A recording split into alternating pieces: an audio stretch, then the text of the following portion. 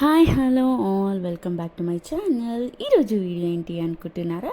ఈరోజు ఒక తెలంగాణ స్టైల్ కుడుములు రెసిపీ తీసుకొచ్చేసాను. అదే చిక్కుడుకాయ కుడుములు అనమాట. సో ప్రాసెస్లోకి వెళ్ళిపోదామా. ఫస్ట్లీ గ్రీన్ చిల్లీస్ని అండ్ పసుపు కలిపి పేస్ట్ లాగా చేసుకోవాలి. తర్వాత ఒక గిన్నెలో ఉడికించుకున్న చిక్కుడుకాయ, ఉల్లాకు, స్ప్రింగ్ ఆనియన్ అండ్ కొత్తిమీర కూడా వేసుకోవాలి. ఇవి కొంచెం ఎక్కువ క్వాంటిటీలో తీసుకోవాలి because they are the main ingredients అన్నమాట.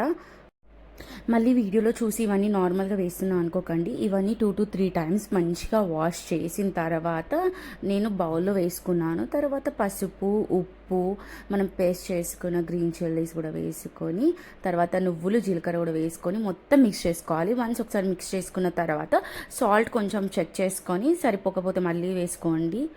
తర్వాత బియ్యం పిండి వేసేసుకొని మంచిగా మిక్స్ చేసుకోవాలి. వాటర్ మ్యాక్సిమం వేయాల్సిన అవసరం లేదు, ఎందుకంటే మనం బాయిల్ చేసుకున్న చిక్కుడుకాయలో నుండి చాలా వాటర్ వచ్చేస్తుంది. మీకు ఇంకా సరిపోదు అనుకుంటే జస్ట్ ఒక 1 to 2 టీ స్పూన్స్ అంతా స్ప్రింకిల్ చేసుకోండి వాటర్. తర్వాత పొడి పిండిని అంతా మంచిగా గట్టిగా తడుపుకోవాలి. మన కుడుములు అనేది కొంచెం సాఫ్ట్గా వచ్చేటట్టు చూసుకోవాలి. పిండిని మనం ఏంటంటే మనకు నచ్చిన షేప్స్లో చేసుకోవచ్చు. నేనైతే కొన్ని పిడిసలు మన పిడికిల్లో చేసుకునేంత చేసుకున్నాను. అండ్ కొన్ని రౌండ్ షేప్స్లో కూడా చేసుకొని డొప్పలాగా ఒత్తుకున్నాను అన్నమాట. తర్వాత ఒక గిన్నె పెట్టుకొని అందులో కొంచెం ఆయిల్ వేసుకొని, ఆవాలు వేసుకొని, తర్వాత ఆవాలు చిటపట్లాడిన తర్వాత వాటర్ వేసుకొని ఈ కుడుములు వేసేసుకున్న. ఆయిల్ అండ్ ఆవాలు ఆర్ ఆప్షనల్. మీరు ఆవిరికి ఇడ్లీ కుక్కర్లో కూడా పెట్టుకోవచ్చు, ఈ ప్రాసెస్లో కూడా చేసుకోవచ్చు. దీన్ని 2-3 వేరియేషన్స్లో చేసుకుంటారు చాలామంది.